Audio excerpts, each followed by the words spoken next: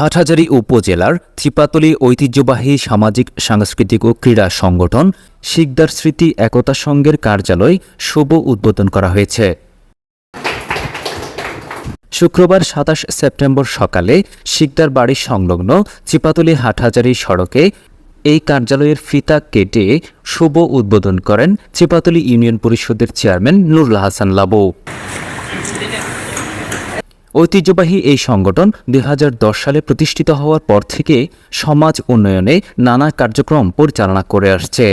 বিশেষ করে বৃক্ষরোপণ, শীত বস্ত্র বিতরণ, বন্যা দুর্গত এলাকায় ত্রাণ বিতরণ, অসহায় শিক্ষার্থীদের শিক্ষা সামগ্রী বিতরণ, আর্থিক অসচ্ছল পরিবারের মেয়ের বিয়েতে সহায়তা প্রদান সহ নানা কার্যাবলী সম্পাদন করে আসছে এই সংগঠনটি। অস্থায়ী এই কার্যালয় উদ্বোধনের মাধ্যমে এই কার্যক্রম আরও গতিশীল হওয়ার প্রত্যাশা তাদের। উদ্বোধনী অনুষ্ঠানে এলাকার গণ্যমান্য ব্যক্তিবর্গ, উক্ত সংগঠনের কর্মকর্তা ও সদস্যবৃন্দ উপস্থিত ছিলেন। পরে সাধারণ সম্পাদক মোহাম্মদ পারভেজের পরিচালনায় ও সভাপতি মোহাম্মদ আমানুল্লাহর সভাপতিত্বে প্রধান অতিথির গুরুত্বপূর্ণ বক্তব্য রাখেন চেয়ারম্যান নুরুল হাসান লাবু।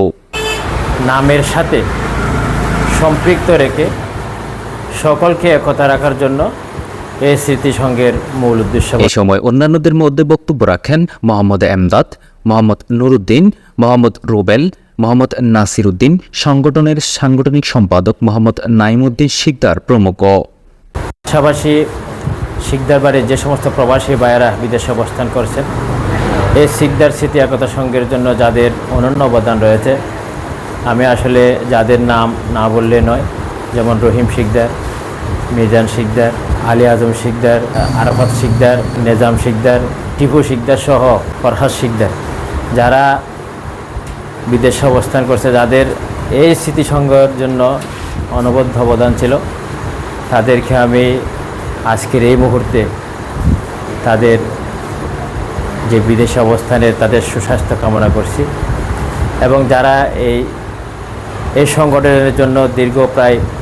14 বছর অতিবাহিত হতে যাচ্ছে, মধ্যবর্তী সময়ে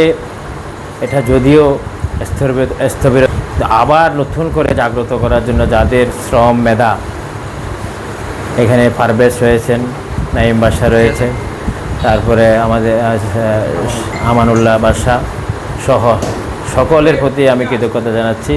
আবার নতুন করে এটাকে জাগ্রত করার জন্য এবং নতুন ভবন উদ্বোধন করার জন্য। আসলে আমাদের প্রবাসী ভাইদের সহযোগিতার কারণে এবং আমাদের বাড়িরও কিছু মুরব্বীদের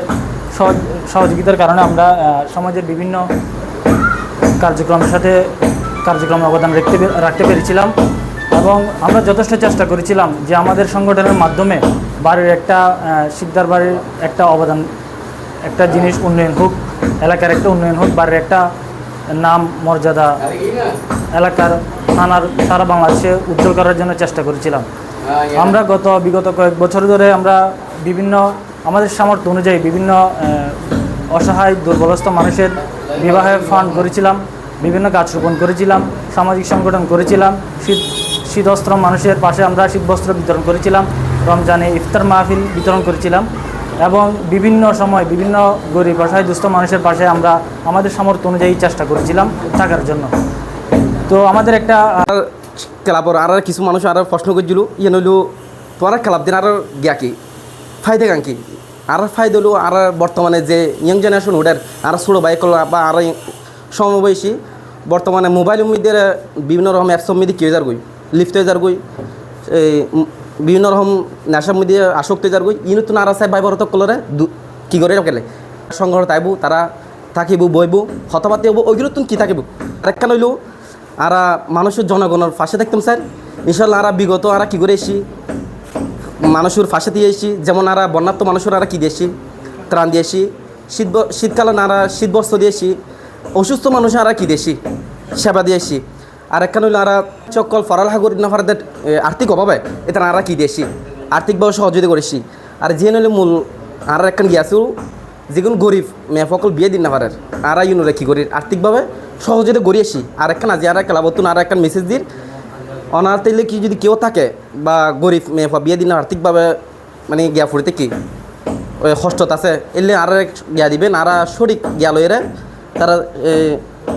সঠিক তথ্য লইরা আর কি করছুম তারা আর্থিক হোক আর শ্রম দিয়ক আর ক্লাব তার ফাঁসে দিম